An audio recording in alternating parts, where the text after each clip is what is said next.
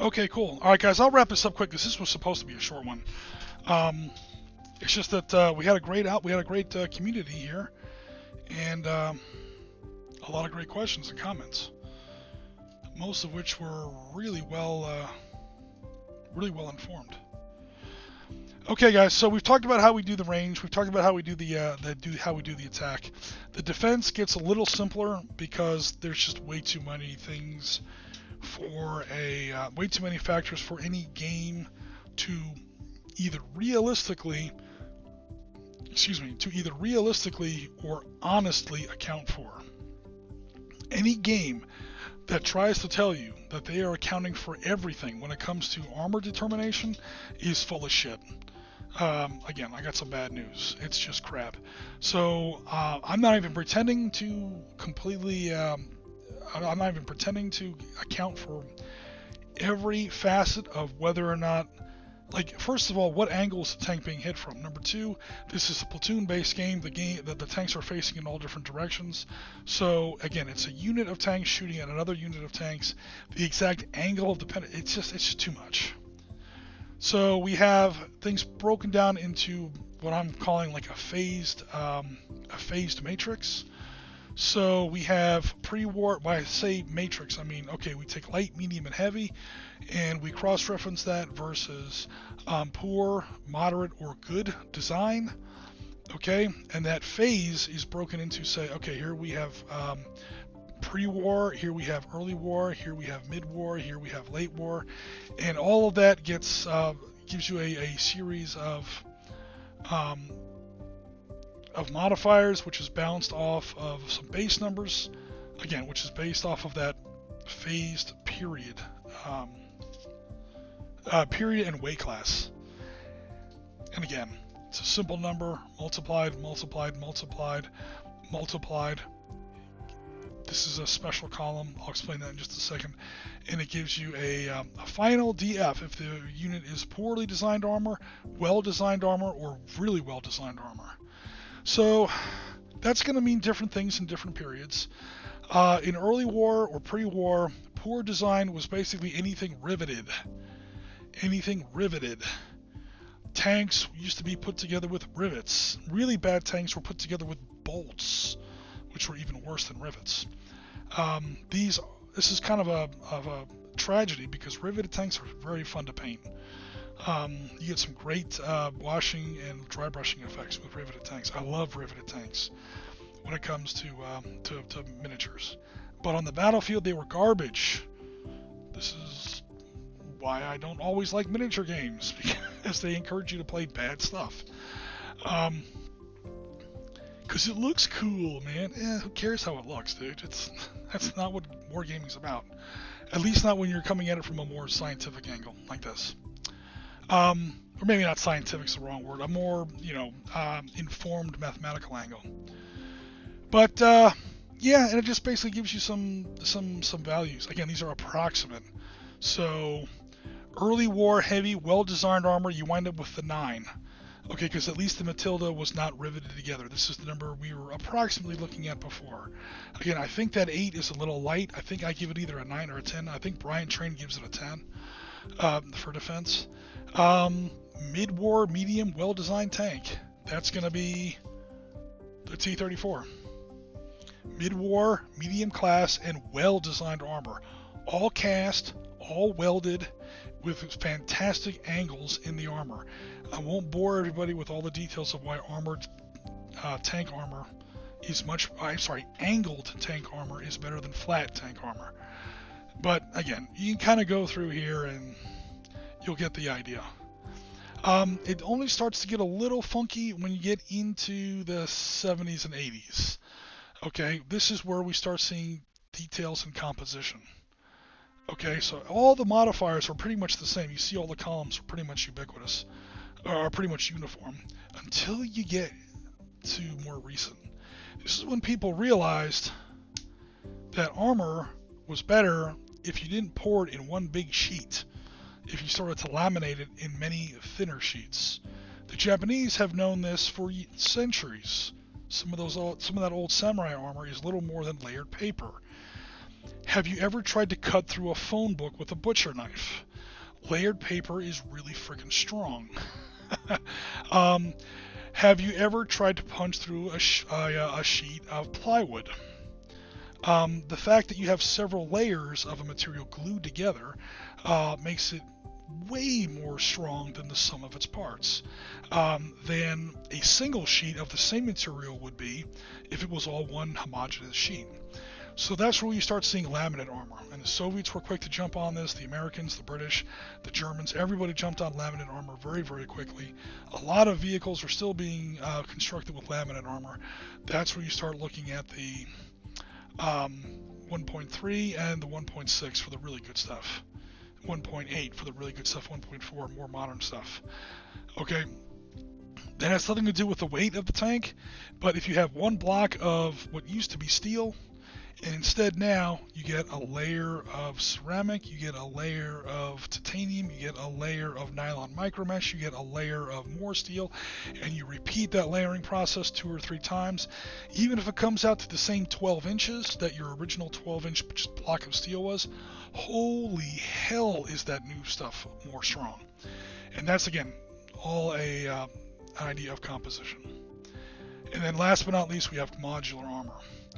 Modular armor is going to be whether or not you have real chobham. I realized a second ago I mentioned nylon micromesh, basically Kevlar, but nylon micromesh and certain classified types of ceramic, that's technically what chobham is. So I probably shouldn't have said that a few minutes ago. But different layers of depleted uranium, that's why this 1.8 is higher than this 1.6. They weren't using depleted uranium armor in the 1980s. They're using it now. And so on and so forth. And basically, this modular armor is stuff that gets bolted on to the tank, or it's chobham armor. So I'm talking about stuff that defeats HESH-type ammunition, heat ammunition, high-explosive anti-tank ammunition. We're talking about stuff that defeats shaped charges, is probably the more scientific way of putting it. And it's expressed as a bonus. Do I still have that counter on here? Hopefully. Okay, good. So what this Abrams has, this is the complete badass hot shit Abrams. This is way more advanced than what they even had in the Gulf War. This is what they have like right now. This is what used to be called the SEP 4 or the SEP 3 M1A2 Charlie variant Abrams. Okay, so it's got the Tusk Tank Urban Survival Kit on there. It's got the depleted uranium HA class armor that's built into it. It's got all the stuff on there. Okay, so what it doesn't actually crank up the number. Notice it's not expressed as just another series of multipliers. It's expressed as either a 1 asterisk or a 2 asterisk bonus. Okay, that's very simple. That's honestly, when you get hit by anything with a shaped charge type warhead, RPGs, anti-tank guided weapons, things like that, or heat ammunition, HESH ammunition, high explosive squash head, high explosive anti-tank. When you're hit by anything with a shaped charge, the enemy has to add 2 to his die roll because there's 2 asterisks. If there's 1 asterisk there, the enemy has to add 1 to his die roll. That's for early chobham, that's for ERA, that's for Blazer, that's for explosive reactive armor panels, that's for APS, active protective system stuff that you see on some Korean tanks that we played with recently, and some other nations are playing around with. Yeah, that's all that is. And last but not least, we come to the movement factor. Movement factor is even easier, although there's a little bit of a story behind it. You take the road speed of the tank, or whatever vehicle that you're looking up, you find the fastest speed that you can find published for it reliably. That's going to be its road speed. Make sure you have the road speed. You divide that by the number, you divide that by the miles per hour, and you subtract 1 from that result. That's as quickly as I can do it. Okay, I know that math is wrong, but there's a method to my madness. Okay, so a big mistake that they made when they were designing Panzerleader and Panzerblitz was they did their research, or they thought they had. They did their research. They found the maximum speed for a given tank. Say the Panther. Panther does 36 miles an hour on a road. Well, they found the maximum speed. Spoiler alert, the maximum speed is always on road. That's going to be important. File that factoid away, my friends. Okay, because here's what happens. They take that speed, they divide by 3, they come up with a 12 movement rate for a Panther, let's say. Or I think it was like a 10 for a Panther. Ben, correct me if I'm wrong. I think it's a 10. And they say, okay, that's its speed. Oh, wait, there's roads in our game. Okay, on a road, we'll say that it has double movement rate. Okay, hold up a second there, rocket scientist. You started off with the road speed. Now you've doubled the road speed for when you're on a road. You basically just doubled all the movement rates. So in Panzerleader, especially since Panzerblitz, Panzerleader are originally designed for 250 meter hexes, you've got armies of tanks driving around at 80 miles an hour. It makes for a fun game. The problem is it's completely not realistic. Your fire to movement coefficients are way off. That completely blows your tactics. Again, we're not playing a miniatures game here, so these things actually do matter. You wind up with all kinds of problems. It doesn't work. So, Arab Israeli War took everything and divided it by 5. So that's why a Sherman in the Arab Israeli Wars only has a movement rate of 5, while it has a movement range of 8 in Panzerleader. So, cool. I was designing these games to be compatible with Panzerleader and Panzerblitz, and I didn't want to reprint thousands of counters for all the other pre-existing stuff that was out there. There were also some problems with the range. The ranges and the weapons effectiveness chart in Panzerleader and Panzerblitz are way too bad, way too high. You can fix all this by just saying, you know what?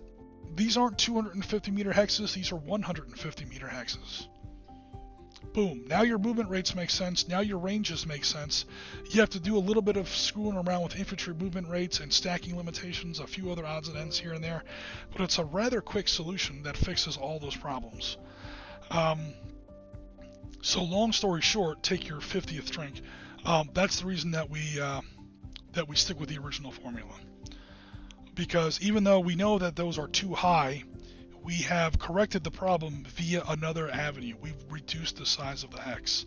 So the number of hexes expressed as movement rate for a given unit, again, Panzerleader is a movement-based game, comes out okay. So, any questions so far? Cromwell type speed of 40 miles an hour. Yeah, that thing is a beast. That thing's going to have a movement rate, I think, in Panzerleader. Well, shit. Why am I... first of all, guys, thanks for sticking with us through our restart. That's never fun when you have to restart a stream. Tell me I have a Cromwell. Yeah, movement rate of 4. I'm sorry, a movement rate of 12. It's almost as fast as an Abrams. Yeah, Cromwells are ridiculous. I know I've been bashing on miniature games for a while. Here's why. A Cromwell has the same speed as other tanks in something like bolt action. Because your whole board is 80 meters across. Why is there even a tank on the table? Number one, and number two, because your table is so small, again, you're usually playing on a 6-foot board, and you're only playing at 1:56 scale. It's a true line of sight game, which means your terrain has to be the same size as the miniature, or the same scale as the miniature. Whoops. Yeah, you run into all kinds of problems. So, to my knowledge, all tanks in bolt action have pretty much the same speed. Hopefully I'm not wrong about that. If there's been a new edition published or something, I do apologize. Last I heard, they were all the same speed, and that's where you see things like, oh, well now a Tiger is just as fast as a Cromwell. Yeah, that makes sense. Then again, I think people who put tanks in bolt action are kind of breaking bolt action. You probably shouldn't be playing bolt action if you want to use tanks. Play Flames of War. Or, even better, play Battle Group. Different games are better for different systems are better for different games. That's why you have to know more than 1 or 2 games. Alright, so fortunately, Valor and Victory is a little simpler than Panzerleader. Actually, Valor and Victory is a lot simpler than Panzerleader. It's a little bit more elegant, too, to be fair. I mean, Panzerleader is probably my favorite game of all time. It's a labor of love. It's that game needs some help. It's yeah, she's high maintenance to put it bluntly. I'm a fan of Panzerleader, not a fanboy. It has some issues. It's also the first game of its kind. It's the birth of modern wargaming. And if you don't realize that, I'm afraid I've got some bad news. So it deserves respect for that. That said, other games have come along afterwards and have greatly improved upon it. Alright, so anyways, speaking of improving on an old game, we come to Valorant Victory, which, as I've said many times, is kind of a love letter to Advanced Squad Leader, another Avalon Hill classic from the 1980s. Advanced Squad Leader is probably the superior game. The problem is it's too complicated and nobody wants to play it anymore, because it's like lobotomizing yourself with a friggin' railroad spike. Especially when you come up to the remaining pool of Advanced Squad Leader fans. I respect their tenacity. I'm not talking bad about them at all, but because they're still Advanced Squad Leader fans after 30 or 40 years, they're playing with all these addendums and all these expansions and all these modules. I think at one point Advanced Squad Leader had over 100 modules. Name another game you can say that about, except for maybe Panzer Grenadier, which is basically Panzer Blitz. It's absolutely nuts. But anyway, Barry Doyle back in 2007 said, I love Advanced Squad Leader. I can't get anybody to play it with me anymore. I'm going to create my own game that is basically a version-ish. It really isn't. It's more original than just being a different version. It's going to have a lot of the same features and gameplay feel of Advanced Squad Leader, but it's going to be heavily streamlined. It's going to be simplified, but still deliver that Advanced Squad Leader experience. And I think, then he offered it free to everybody on the internet. Absolute. If wargaming has a sainthood, if there's a section for wargamers in heaven, Barry Doyle created one of the better games of the last 20 years, and I say that with every fucking awareness. He created one of the better war games in the last 20 years, and he gave it away for free, just because he likes the community. It's almost insane. To the point where they're now trying to come out with a PC release, or they already have come out with a PC release. They're trying to expand the PC release to actually make some money off of this, which I almost feel like sometimes they regret giving away. And I know about those new releases because I'm doing some of the DLC design for them. But anyway, these are the basic values. These are some, I say basic, these are some of the original, I should say original, not basic. These are some of the original values. For anti-personnel firepower value, APFP, anti-personnel firepower. Okay, that's basically the weapon, the unit's attack. A piece in Valorant Victory is a squad of 8 men until it gets hit or until you divide it voluntarily. Then it becomes a fire team of 4 men. Okay, so how do they get their numbers? And once, kind of like we did with these earlier charts, if you want to expand into new areas that the original game doesn't cover, and you want to come up with reliable and retrofittable or reverse compatible counters that would actually work, if you want to be honest and true to the original system, the first thing you have to do is deconstruct the math by which the designer came up with his original figures, or his original mathematical figures. For Valorant Victory, it was pretty simple. So we have a rifle squad. That's either Gewehr, an Enfield, or Garand, a Mosin Nagant. Your basic, either semi-automatic or bolt-action rifle, World War II rifle. It's about a 30 caliber in caliber, in 30 caliber in size. Technically, I know the Mauser was 7.92 millimeter, not a 7.62 millimeter. That's why there's an approximate equal sign there. Put away your Wikipedia. Any trolls out there? But what we find is, okay, for squads that are armed with pretty much bolt action or semi-automatic rifles, World War II battle rifles, you come up with a 4. That's the first number, anti-personnel firepower. They come up with a 4, 8 men. It's easy to figure out. It's half a point per rifle. Okay? He also gives us squads like these SS guys that are armed with all MP40s and STG-44s. They have a firepower of 6. How do we wind up with that? Oh, here we go. World War II STG-44s. Or really anybody. I don't have any guards here. Ooh. Okay, I don't have any examples here, but that's okay. Weapons that are, I should say, squads that are universally armed with submachine guns get 75s. So, okay, a semi-automatic weapon gets a 0.5, a fully automatic weapon gets a 0.75. File that factoid away, my friends. That's going to become really important when we move into the Cold War. Okay?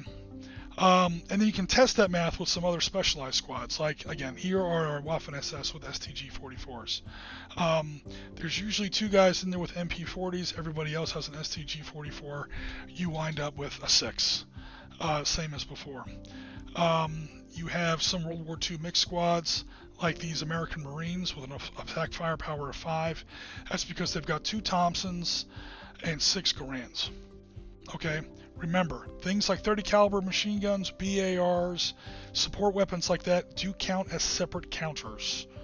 So, again, I'm not forgetting those weapons. I'm not including them in the basic math on purpose because, again, we're trying to go for the basic math. If you wanted to give this Marine squad a BAR, you would literally have to give them an additional counter, which I don't know if I have handy. I probably shouldn't be doing this. James, Valor and Victory. I got way too much stuff in here. Oh, there's nothing in there. Okay, never mind. Sorry about that. I won't waste anybody's time. But if you've seen our streams, you've seen where those other counters represent other support weapons. BARs, MG34s, Bren guns, 50mm mortars, 60mm mortars, things like that. Okay, so that's how you do the range the anti-firepower determination for a basic World War II squad that we see in World War II. In other words, the stuff that comes with the game. Great. You go to range determination. Range is all about the size of the bullet. Because all these guns, all these small arms, pretty much have almost similar, okay, I stress similar, muzzle velocities. What determines the range is how long they keep that muzzle velocity before, again, they become ballistically unstable in flight, and now God knows where the bullet's heading, and you basically have passed your effective range. So, again, anything that's basically, again, I stress basically, a 30 caliber rifle, again, ish, put away your Wikipedia, alright, get a real book, alright, about a 30 caliber rifle, that's going to be a range of 6. Any kind of pistol ammunition in World War II that is usually 9mm Parabellum or 45 ACP. I know there were some other calibers bouncing around out there, but those are the 2 big ones in World War II. You'll see anything there, it gets a range of 4. And then you have stuff that's mixed, like again, that mixed American Marine squad. There are some that are carrying Thompson machine guns, that's 45 ACP, and there are some that are carrying 30 caliber M1 Garands. So it's going to be an average of 4 and 6. That's how you end up with a 5. And most importantly, and again, this is going to be very important when it comes to Cold War, you have a new type of ammunition that came out in later part of World War II. The Germans still had 7.92mm, but it was no longer the full-sized Mauser round. It was what they called the 7.92 Kurz, or short. And it was basically a rifle bullet, same caliber, but a shorter bullet, a lighter shell, and a smaller cartridge that could fire through a smaller weapon's upper receiver and bolt carrying group and chamber and all that stuff much more effectively. Hello everybody, and welcome to the birth of the assault rifle, Mazel Tov. Okay, so the STG-44, even if you look at a picture of it, you can see the DNA. It's totally an AK-47, the prequel. And of course, the AK-47 goes forward, and a whole bunch of other assault rifles are based off of that later on in history. But this is where it all kind of begins. It's a rifle bullet, but it's shorter.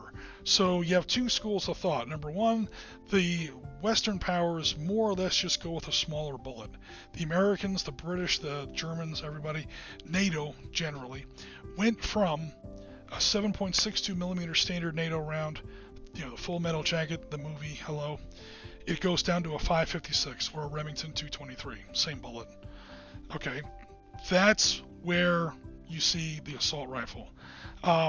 That's where the range goes down to a 5. It's bigger than a pistol, but smaller than a full rifle bullet. You pick up a 30-06 round, pick up a 5.56 or a 223 Remington. Yeah, there's a difference. You hold them both in your hand. Anybody who's ever handled guns before, I mean, yeah, it's very, very obvious. 223 Remington, it's basically a glorified 22. But again, insane muzzle velocity. It does a hell of a lot of damage. That's basically what NATO's been using as their basic rifling round since the early 70s. The Americans adopted it way back in the 60s in Vietnam, and they've been playing with it ever since.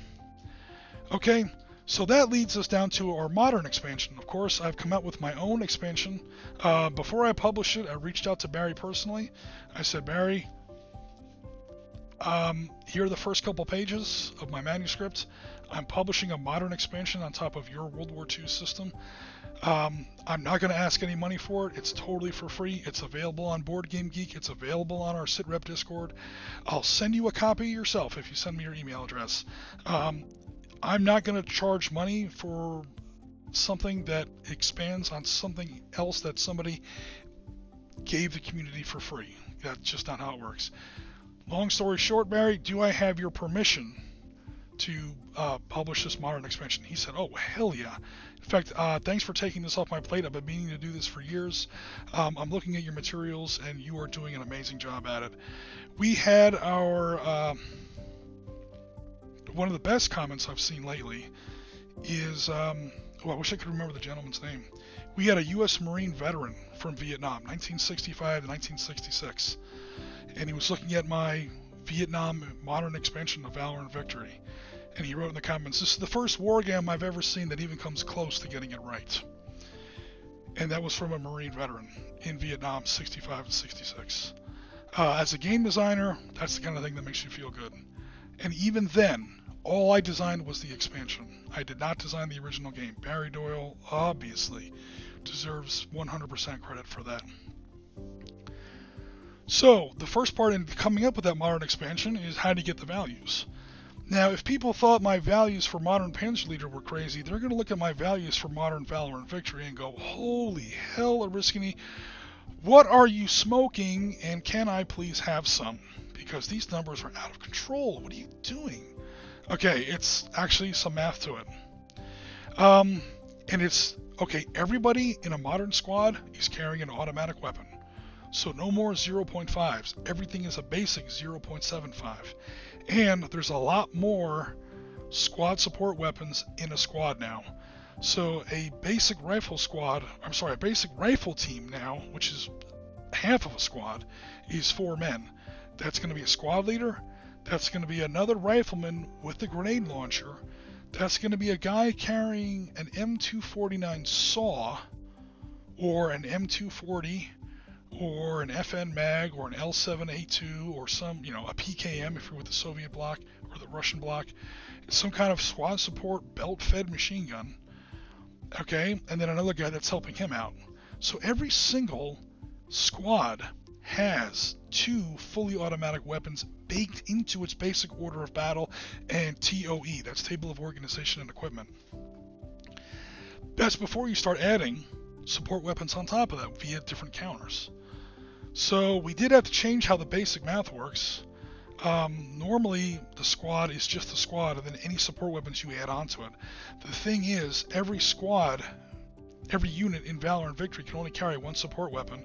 Well, a full squad in a modern war carries 2 support weapons integrally. So it would literally break the system. So in Valor and Victory modern expansion, those 2 additional support weapons are already baked into the base firepower of the squad. That's why these numbers are so crazy. So again, it's just, you literally just add it up. This column, there's the formula, guys. It's very simple. It adds up all that stuff and it rounds it off to 0 decimal points. That's all that formula does. And what it does here is, yeah, here's a 1990 U.S. Army squad. M16, M16, M16, M249, oh no, I'm sorry, M16, M16, M249, Probably a grenade launcher. That's Fire Team 1. Fire Team 2, M16, M16, M16, another M249. You add all that up, you get a 12. It's not that hard. And again, the main fundamental difference is that some support weapons are integrally baked into the base AP-FP value of the counter. That's the only way the system will still work. Otherwise, the system is fatally broken once you start expanding and including 2 or even 3 support weapons in a single squad. That per Valor and Victory rules, a squad can only carry 1 support weapon. The only other way I thought of figuring that out was to make up like double counters. Like, here's a counter for 1 M60, here's a counter for 2 M60s. Then you get into kind of half squad to carry 2 M60s, and it gets dumb. I just went with this. It was the least of all evils. Okay, so again, I know this stream's getting kind of long. I won't waste everyone's time too much. That's how you wind up with a armor, the anti-personnel firepower values for Valor and Victory, especially going forward into the modern era. Again, I took his math, I applied modern orders of battle and TOEs, and those are the numbers I got. Range determination, that's pretty much the same. Everyone's either carrying about a 30 caliber rifle or a 5.56 NATO or a 223. Casualty point determination, that's there's only 3 numbers on the counter, so it's pretty easy. Casualty point determination, if it's a conscript, it gets a 4. That's where you see all these 4s. In World War II, that's the last number on the counter. Conscript with armor, okay, no one was wearing armor in World War II, but body armor is a thing in the Cold War and going forward into modern times, so you have to keep an eye out for that. Veteran or regular is a 5. That's where you see things like the Marines with a casualty rating of 5. Paratroopers have a rating of 6. Damn. German rifles with a category of 5. IDF infantry with a 5, and so on and so forth. Even though they're technically conscripts, but whatever. Veterans with armor get up to a 6, and then elite, you get a 6 with an E. So that's where you start talking about these insane guys. Royal Marines, 6 with an E. Where's another example here? U.S. Rangers, 6 with an E for elite. British Paras, 6 with an E. Australian Rifle. I know it says rifle, but that's really 4th Royal Australian Commando. So again, 6 with an E. U.S. Delta Force, 6 with an E. Whereas everybody else is walking around with a 5, unless you're relatively crappy, like conscript troops, or even militia. Okay, you get a 4. You get a 4. You get a 4. No disrespect, but British infantry in World War II, you get a 4. Until you became Royal Marines, Paras, Guards, something like that, and so forth. So Valor and Victory was actually pretty simple. I won't get into all the vehicles and support weapons, because again, I'm trying to keep this stream a little bit manageable. I'll check out Mr. Comments here. How are things going? Okay, so James Cutt says, how would I calculate the stats of a Volvo or a Lincoln? In which game? Actually, I mean, I know you're kind of kidding around, but you can look up a vehicle that has already been published and do the comparisons. Let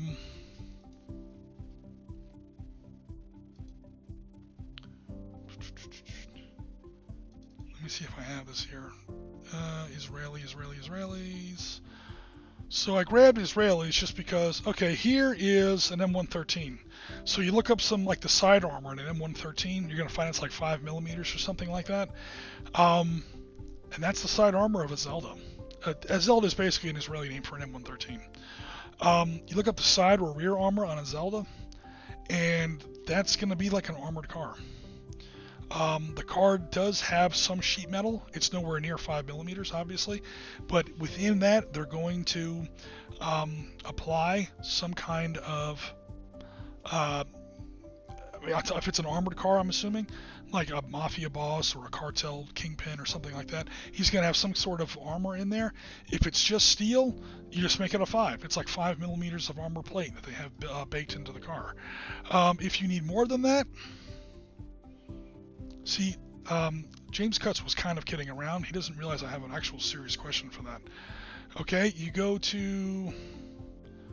Okay, here is Modern Armor. Okay, 10 is way too much, but you start off with, say, a 5. Okay. Composition. Oh, wait.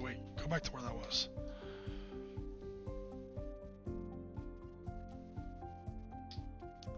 Okay, you put in your 5.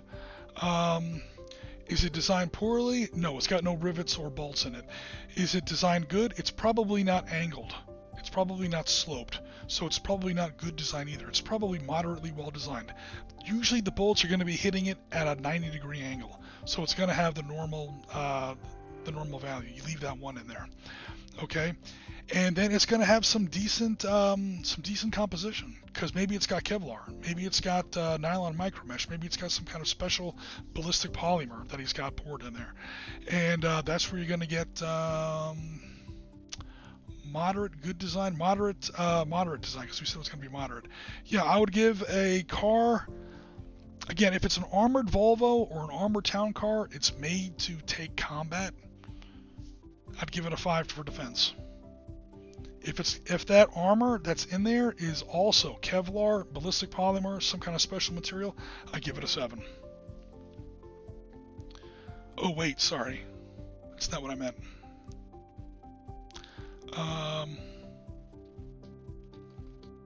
It's probably going to be about the same. I would take, if it's just steel, I'd take out this 1.4. Okay, it goes down to a 5. It was the same number, whereas before it was 1.4. For modern anti-ballistic stuff. Okay, that's how I would come up with a defensive vector. And again, I'm assuming that if it's a combat car, it's either got solid rubber tires or it's got reinflatable tires or something like that. To an armored fuel tank, bulletproof glass, things like that. I take that back. So I said for a normal Zelda, I would give it, or based on a normal Zelda stats, you know what? A Zelda does not have any glass windows in it. I would probably take off half for the windows. So yeah, there is a way to guesstimate your way to what the actual value of an armored car or a semi-armored car would be.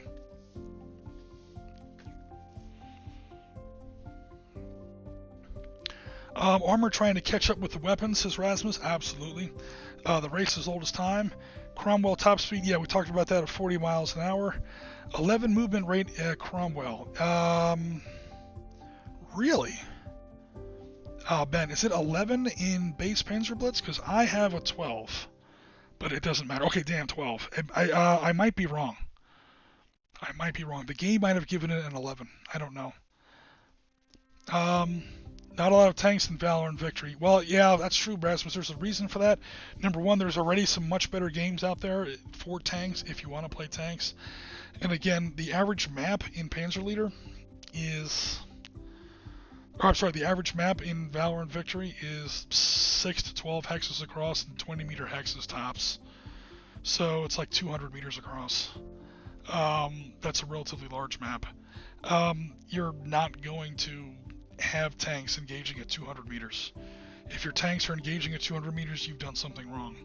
Now, you do have battles where that does happen, but the tanks are at a tremendous disadvantage in such a case. And the game shows it, because Valor and Victory does not like tanks. Tanks do not do well in Valor and Victory, like, at all.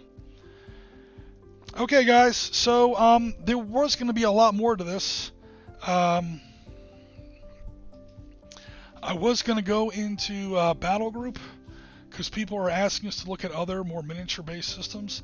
I actually, gotta say, don't like a lot of miniature games. Battle Group is one of the exceptions. I will play Battle Group till as long as the day is long. Here's the thing. We're kind of out of time, and I've already been kind of streaming too long here. Maybe I'll save this for another day. But we do have, at time we used Battle Group to play Gulf War. How do you take a World War II system and you move it forward to 1991? Again, there is some math to it. There are some parameters by which we make those decisions. And super quick, we were also going to talk about how we create counters. So a lot of times people ask us, where do I get these maps? Where do I get these counters? I don't know if they're expecting some kind of giant repository of this stuff. Honestly, I don't have an easy answer for you. The simple answer is, I work as a graphic designer, and I have Photoshop, and I spend a lot of time on it. That's kind of a dodge answer. I do realize that. I also can't. I used to do Photoshop streams here on Twitch and on YouTube. The problem is the computer on which I have my Photoshop does not play well with OBS. All right, cool. It kind of worked finally. Oof. Okay, so there are some surrogates. If you don't have Photoshop, you can go to a site called Photopea, and you can kind of it's like a free online version of Photoshop.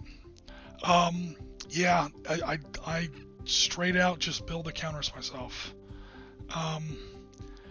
If anyone's ever interested in counters, I can make you counters. I probably already have them. I can put them together into a counter sheets for you to download off of Discord. Again, our Discord invite is in the description of this video on YouTube. I don't really do Photoshop tutorials or whatever you want to call it, Photoshop streams anymore. It's just that I'm not going to subscribe to Photoshop. I own Photoshop. I don't have the discs anymore. I still have the old computer where I own my own. Remember when you used to buy software and you actually fucking owned it? Remember those days? I still have Photoshop on a really, really old computer. That's pretty much all I use that computer for. The problem is when I try to run OBS on that same computer, smoke and sparks start to fly, and it's not good. What I was going to do was go through some of the basics on how these counters are created here in Photopea. So Photopea, again, is a free online version of Photoshop that you can access. I think anybody with, it's like a browser-based version. And, it doesn't give you everything, not even close. Obviously, it's a free version. But it gives you some of the basics. And, you can put in your values however you like. And it's basically like a buildup of templates. It depends on how much you want to, how much you want to get into it. And this stuff gets built up over time. Here are all my layers. I have all kinds of layers in here that allow me to change colors, change nationalities, change flags, change values, change units, change formats, certain military symbols for like artillery and mortars and headquarters units. All those things can change. It's just, are you going to do the work in here, and are you going to build them up? That's if you're interested in creating your own. If you're not interested in creating your own, check us out on Discord, reach out.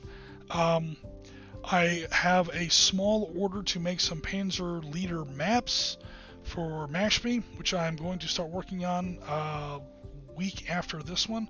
I'm going to be out of town this week. And after that, my friggin' calendar is finally clear. Good God, it's been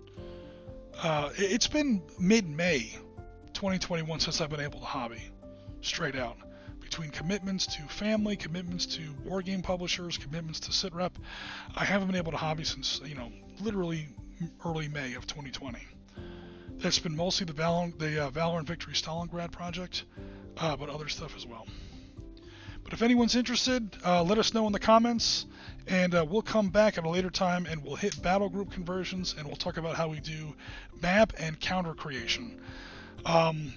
Meanwhile, if you're interested in maps and counters, you do have one person ahead of you in line, but come over to us on Discord, and again, this could be for Valor and Victory or for Panzer Leader, and yeah, we can make up some counters, all right, and some maps, and see what you guys think of them.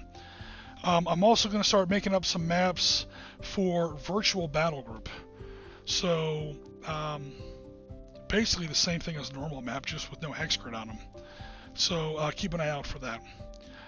Maybe you can use that to download the file and go to one of those custom mat printing places and get a mat printed out. I have done that in the past, so that's definitely an option. All right, so I'll take one more look at Mr. Chat. So James Cut says, I'm quite tempted to look into Battle Group sometime. Yeah.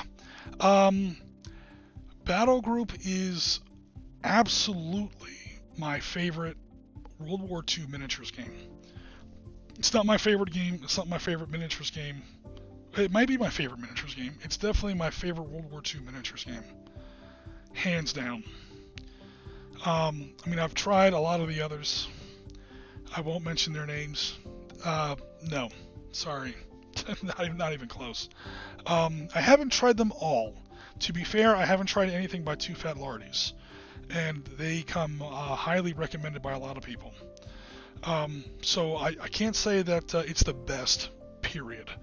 But just as a personal thing, it's definitely my favorite.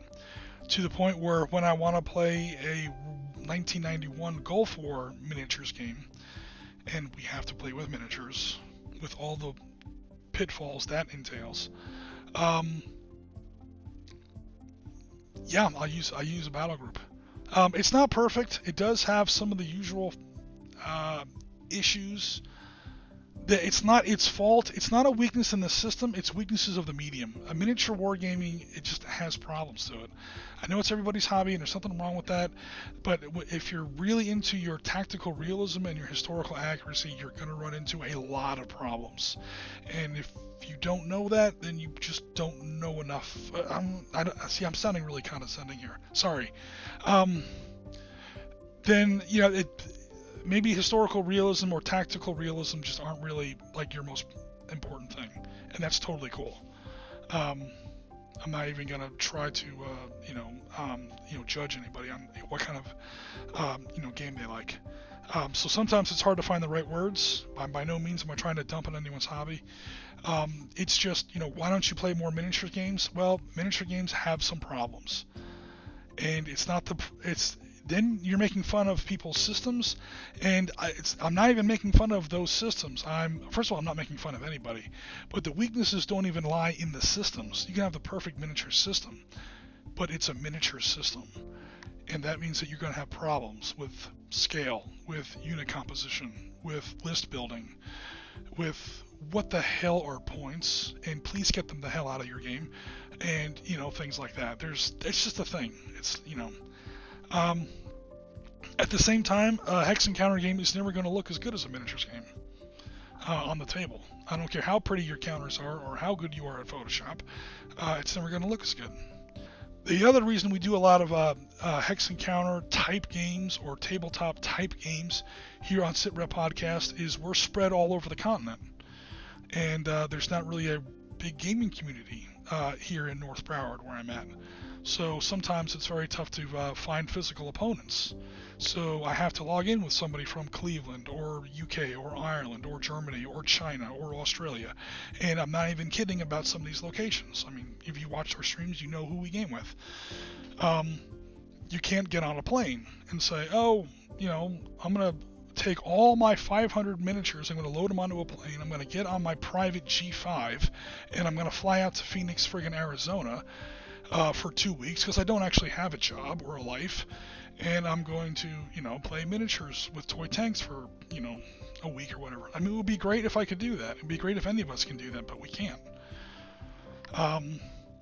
Then we run into the old question where it's, hey, you guys should really do this in miniature. Oh, okay, how about you can show us on your YouTube channel? Or you can show us how that's done you haven't played since COVID-19 hit because all the clubs are still closed, or the gaming stores are out of business, or, it's tough to get together over on the table. Well, we game every week.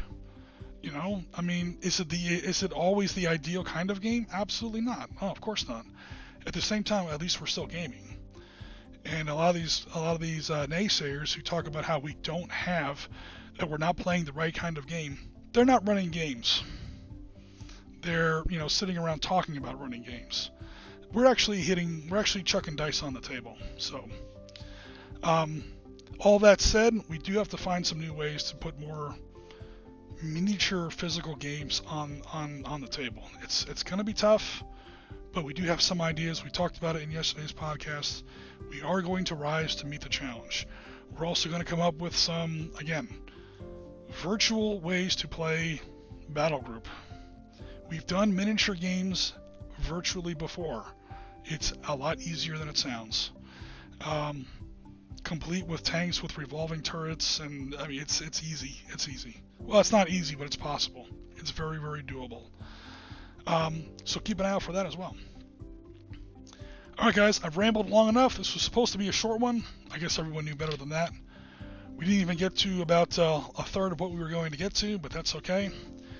For now, this is Ariskin and Jim. I'm going to go ahead and close out the stream. Maybe we'll finish up the rest of this. But for now, taking off. Thanks very much for all your support, and we'll be in touch very soon. Take care, everybody.